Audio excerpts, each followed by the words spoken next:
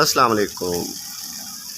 मुकातला तो जनाब थोड़ा वीर चौधरी अवैस अली लाइव पूजा वतनी तो मनाजर दिखाते हैं। मौसम बड़ा ही ज़बरदस्त, मानसून फुल एक्टिव है जनाब। तो हवावां शवावां भी ठंडियां चल रही, बूंदाबांदी भी जारी आ। तेज़ जी हैवी रेन सी वो भी अगे होके हटी आ। तो हुण माशाअल्लाह मौसम ठंडा हो गया, ठंडियां हवावां चल रही जी। यह देखो ज़रा, बहुत ही प्यारे मनाजर है इस टाइम लाइव तुहाडे नाल तुहाडा वीर चौधरी अवैस अली। देखो तुसीं दोस्त अहबाब बारिश च नहाउंदे हैं और मौसम बड़ा ही ज़बरदस्त है जी।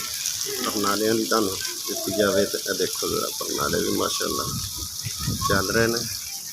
लो जी, अपना रखे ख्याल, दुआओं च रखे याद। तुहाडा वीर चौधरी अवैस अली चौधरी तो तुहाडे नाल लाइव सी। बारिश के मनाजर सुभानपुर 49/12 तो दिखा रहे थे। ओके जी, हाफिज़। पाकिस्तान जिंदाबाद। ठंडिया हवावां के दर्शन करो, निम के पत्तियां नूं हिलदे तक्को एक बारी, तो मैनूं इजाजत दिओ जी। हाँ जी।